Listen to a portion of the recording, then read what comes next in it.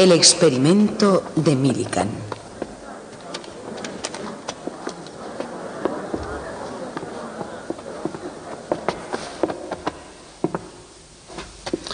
El tubo de rayos catódicos se inventó a mediados del siglo XIX y posteriormente se convirtió en el moderno tubo de televisión. Pero antes de que ocurriese esa catástrofe, sirvió para un fin útil.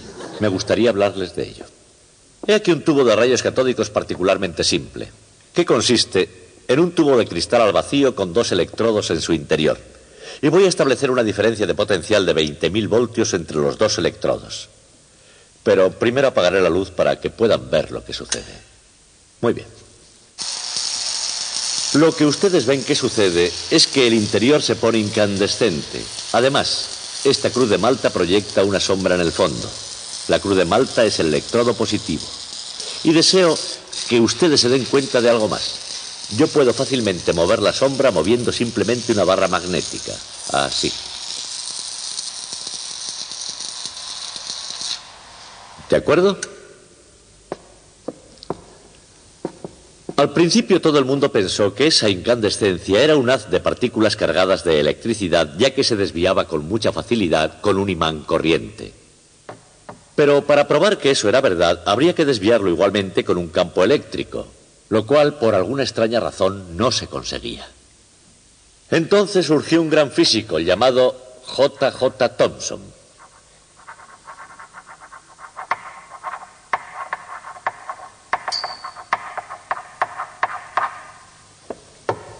Thomson fue un brillante físico experimental y aunque parezca mentira era bastante desmañado. De él se dice que rompía todos los tubos de rayos catódicos que caían en sus manos. Aquí tenemos un duplicado de uno de los tubos de Thomson, que por ser de su propiedad también está roto. Thomson se dio cuenta de que la razón por la cual el campo eléctrico no actuaba era que el vacío en el tubo no estaba bien conseguido. Y también se imaginó que la razón por la que el vacío no era suficiente era porque el gas quedaba pegado a las paredes del tubo cuando lo cerraba herméticamente el soplador. Thomson pensó que podría solucionar ese problema calentando el tubo en el momento de ser cerrado y mantenía los tubos en un horno caliente mientras el soplador de vidrio los cerraba. Y el truco funcionó. Después de hacer eso, el campo eléctrico desviaba el haz. Y así pudo demostrar que el haz se componía de partículas cargadas eléctricamente y que esas mismas partículas cargadas podían proceder de cualquier materia que fuera. Lo que Thomson consiguió fue la primera partición del átomo, demostrando que la última e indivisible partícula de la materia en realidad tenía otras partes interiores. De todas formas, la nueva partícula debió llamarse de algún modo que hiciera honor a Thomson, y aunque él quiso llamarla el corpúsculo, tal nombre no cuajó, porque ya había sido bautizada con otro nombre, el nombre de electrón.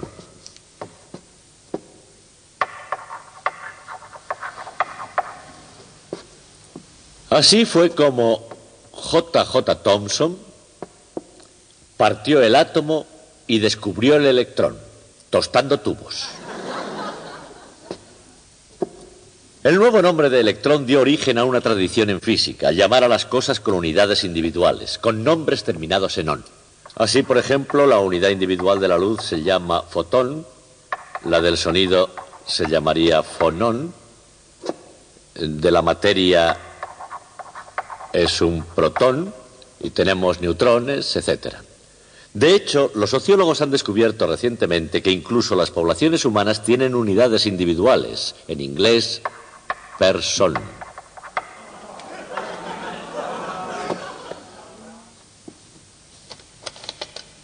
Después de haber dividido el átomo y haber descubierto el electrón, quedaba la importante tarea de medir la carga eléctrica del electrón, carga que se logró medir en uno de los experimentos clásicos de la física llevado a cabo por el gran investigador americano Robert Andrew Millikan. Una pequeña cubeta de aceite, un sólido puchero de hierro, bastante energía, un toque de disciplina, un poco de creatividad y quizá un toque de genialidad. Esos eran los ingredientes esenciales en las recetas experimentales de los físicos. El científico Robert A. Millikan. El cometido: medir el valor de la carga eléctrica del electrón. Tiempo de preparación: casi medio siglo.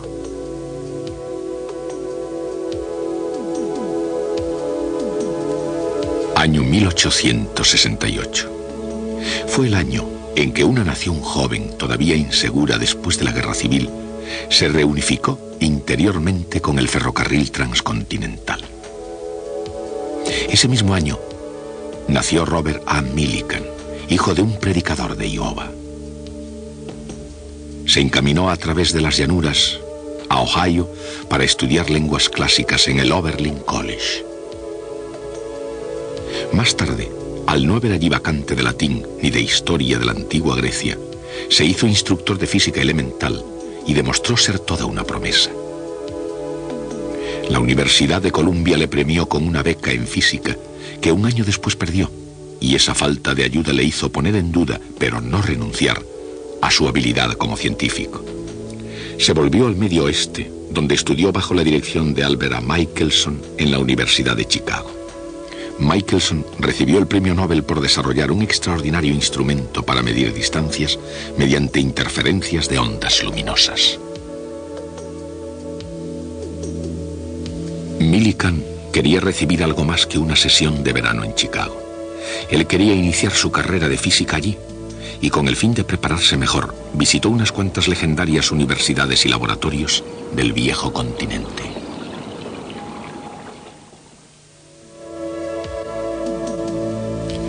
Antes de que Norteamérica llegara a destacar, Europa era el continente donde se inspiraban la mayoría de los descubrimientos científicos.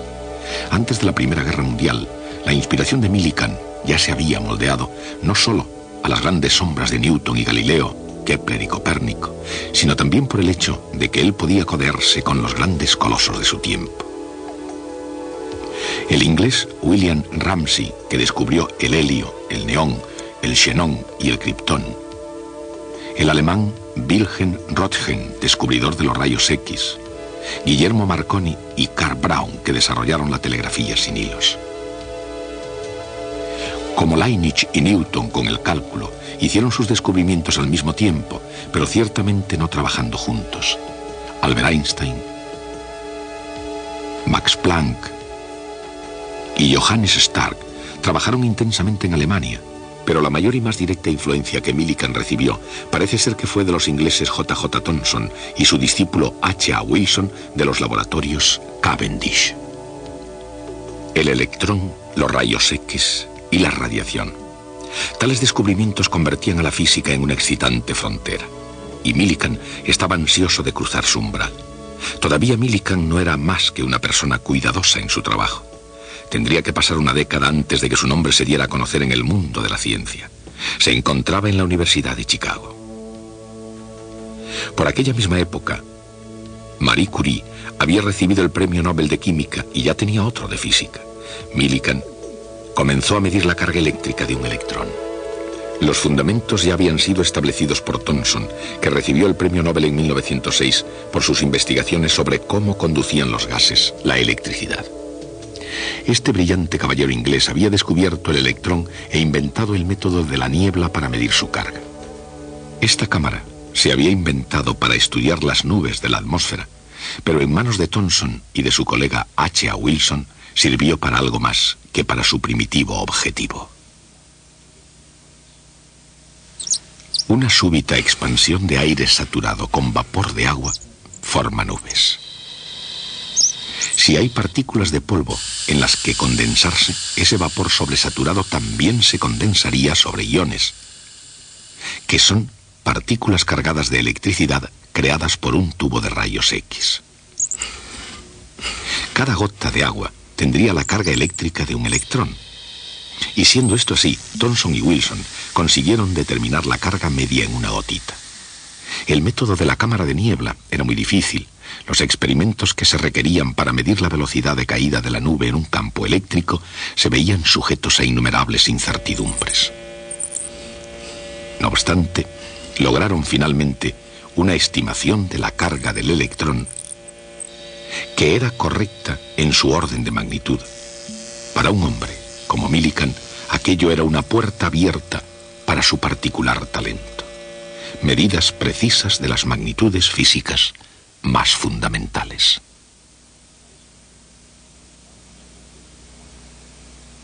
Millikan repitió los experimentos de Wilson en la Universidad de Chicago.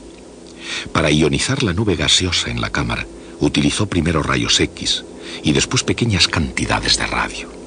Hizo la prueba con un campo eléctrico más potente en la cámara. Si aquello funcionaba, sería lo suficientemente potente como para contrarrestar la fuerza de la gravedad manteniendo la nube suspendida e inmóvil. Todo esto estaba muy bien sobre el papel, pero cuando las cosas empezaron a moverse, hubo un pequeño problema. Al haber fuerzas eléctricas tan potentes en el interior de la cámara, la nube de vapor de agua desaparecía rápidamente. Pero Millikan sacó provecho de ese problema. Cuando conectaba el campo eléctrico, las gotitas individuales quedaban a la vista. Millikan pensó medir las gotitas individualmente en vez de medir toda la nube. Si se llegaban a realizar medidas en las gotitas, se detectaría el efecto individual de los electrones. Era una brillante idea, pero con problemas. El agua se evapora.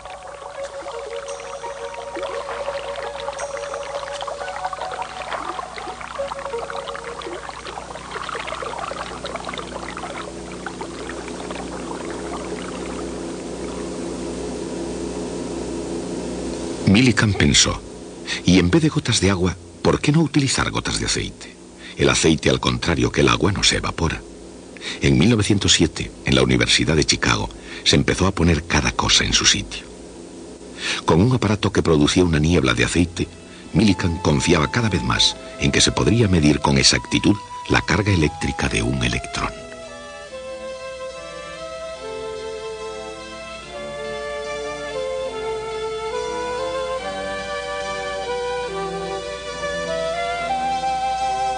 Dirigido por Millikan, Harvey Fletcher, estudiante graduado de la Universidad de Brigham Young, sugirió un atomizador. El primer aparato de Fletcher para el experimento con la gota de aceite fue, como la idea original de Millikan, un aparato sencillo, potente y en todo caso brillante. Era una combinación que empezó a funcionar.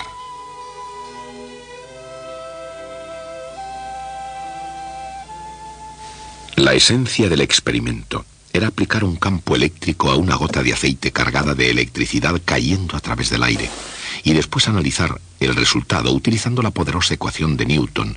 F igual a ma, la masa de la gota por la aceleración, es igual a la suma de todas las fuerzas que actúan sobre ella. ¿Y qué fuerzas actúan en una gota de aceite que cae? La fuerza de la gravedad, por supuesto, y está el efecto de la viscosidad. Aunque solo sea durante una millonésima de segundo, una gota de aceite tiene la aceleración de un cuerpo en caída libre. Pero después de esa millonésima de segundo, alcanza la velocidad final. Como cualquier esfera que cae por un fluido viscoso, cae con velocidad constante. La fuerza de la viscosidad sobre una esfera en movimiento, descubierta por el físico inglés George Stokes en el siglo XIX, es igual a 6pi por el radio de la esfera, por la viscosidad del aire, por la velocidad de la esfera. La velocidad aumenta rápidamente hasta que la fuerza de la viscosidad es suficientemente grande como para contrarrestar la gravedad. La esfera cae con velocidad constante en lugar de caer con movimiento acelerado. Millikan tenía que medir esa velocidad para conocer el tamaño de cada gota. Incluso con un potente microscopio, las gotas eran demasiado pequeñas para poder verlas. Lo que Millikan veía parecía como una estrella en la noche, un puntito de luz del que no podía llegar a percibir su forma esférica. Pero observando esa estela desplazándose lentamente desde una señal a otra de su microscopio y utilizando la densidad conocida del aceite, podía conocer el tamaño con toda precisión.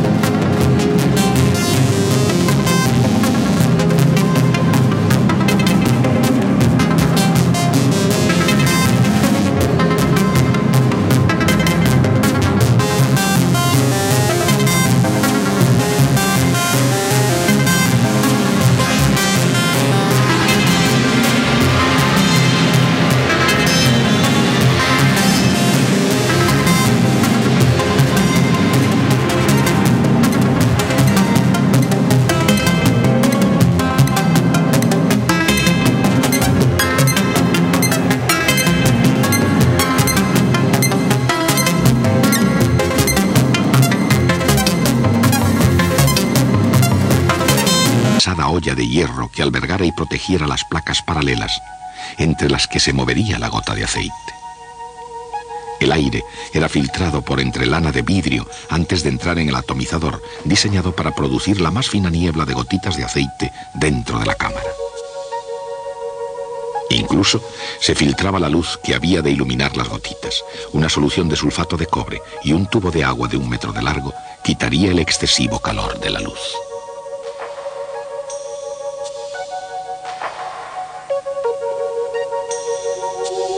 Una vez llegado el momento, Millikan comprobó que nada entorpecería su experimento.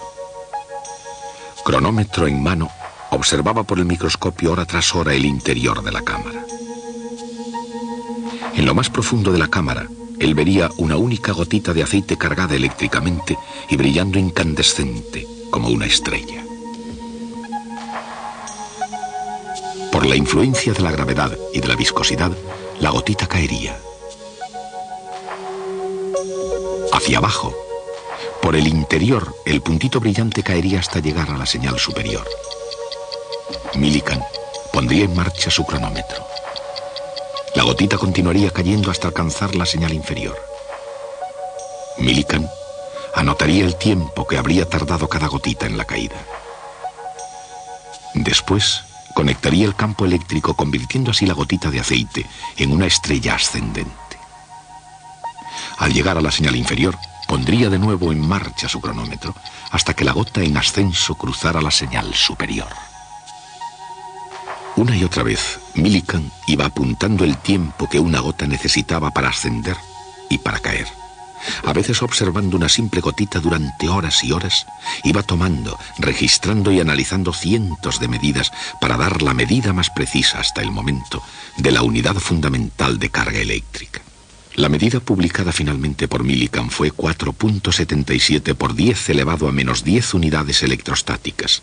Difería solamente en un 2% respecto del resultado obtenido por él antes de utilizar aceite para el experimento.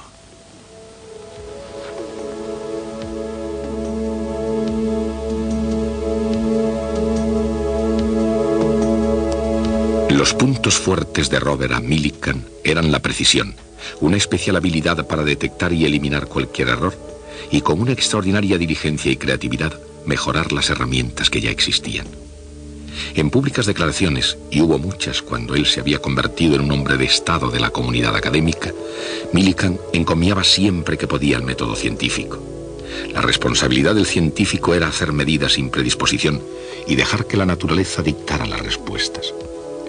La tarea del científico era hacer todas las medidas con todo el esmero que fuera necesario y publicar todo, determinando el significado de los datos en cada respuesta. En eso consistía la tarea de un científico, y los científicos del estilo de Millikan entendieron el significado de este trabajo. En el año 1923, Millikan fue el primer nativo americano que obtuvo el Premio Nobel de Física. Millikan continuó dirigiendo el Instituto de Tecnología de California, una institución americana, y él mismo llegó a ser una institución. Su nombre llegó a ser y continúa siendo sinónimo de progreso científico. En la primera mitad del siglo XX, su imagen, junto con la de Albert Einstein, fue la del más famoso físico en América del Norte.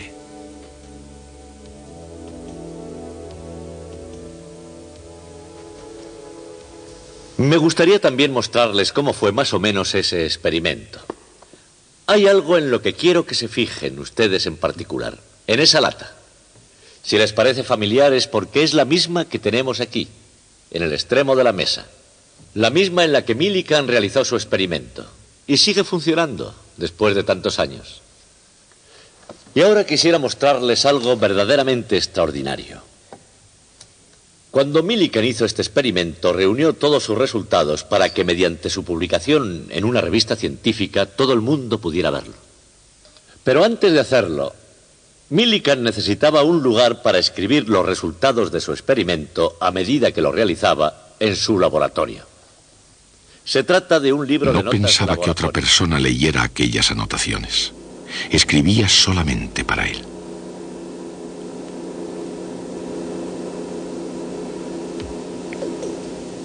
Esta página Está fechada miércoles 20 de diciembre de 1911. Aquí Millikan anotó la temperatura y la presión de la habitación. Y aquí, debajo de la letra G, para la gravedad, una serie de números, cada uno de los cuales es el tiempo que la gota de aceite tardaba en caer entre las dos señales de su microscopio. Luego, otra columna de números análoga, bajo la letra F, el campo eléctrico, y de nuevo el tiempo que tardaba la gota de aceite en caer.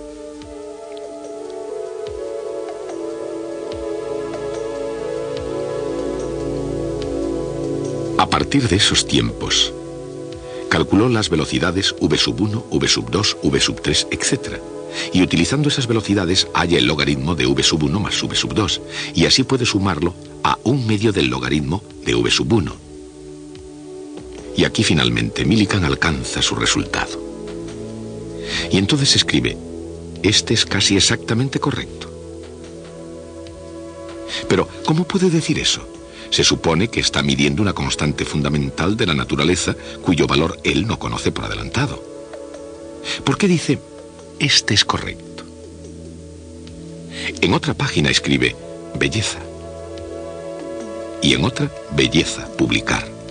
Y en otra, muy bajo, algo está mal. Y luego hace una anotación que es toda una revelación. Distancia no segura, 1.273. Ahí está.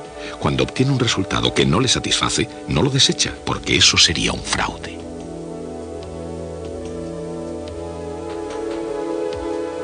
Lo que hace, en cambio, es examinar el aparato para encontrar algo que esté mal. Así él tiene una razón para desechar el dato. Desde luego, cuando obtiene un dato que le satisface, él no examina el aparato con tanto cuidado para descubrir qué es lo que iba bien.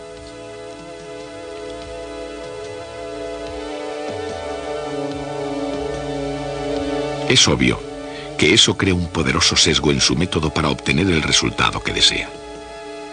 Otra página. Aquí, todavía mejor. Belleza, publicar. Y así, todo el tiempo en páginas y páginas y páginas. El punto no está en que Millikan fuera un mal científico, fue un gran científico, sino que, examinando sus notas, podemos sacar una ligera idea de cómo se hacía la ciencia. Lo que Millikan hacía no era un fraude, estaba haciendo uso de su juicio científico. Y en realidad tiene que ser así, porque nadie tropieza de repente con un descubrimiento científico. Todos los descubrimientos se hacen durante un experimento que ha sido exquisitamente diseñado para dar los resultados que el científico espera obtener. Y el científico sabe que muy posiblemente la fama y otros honores le estarán esperando si consigue hacer un gran descubrimiento. Entonces, ¿qué impide que alguien haga un descubrimiento que no sea auténtico? La respuesta es que el experimento se puede repetir en alguna otra parte y por alguna otra persona que vea si es correcto. Con frecuencia se dice que el inmenso éxito de algunos proyectos científicos se debió a algo llamado método científico, y que una parte clave de ese método es la recogida de los datos científicos de forma desapasionada y sin prejuicios. Y que si otros campos fueran capaces de imitar ese mágico método científico, tendrían exactamente ese mismo éxito. Pero de hecho, ese no es el caso, porque la pasión y los prejuicios nunca están lejos del proceso científico. La salvaguarda no reside en que haya científicos desinteresados, sino en el hecho de que todos los científicos, en el fondo de su ser, creen que sus experimentos pueden ser repetidos. Ese credo es el dogma principal de la fe de todos los científicos. Y yo tengo fe en estar aquí de nuevo el próximo día. Hasta hoy, el experimento de la gota de aceite de Robert A. Millikan descuella como una de las mediciones clásicas en la historia de la física.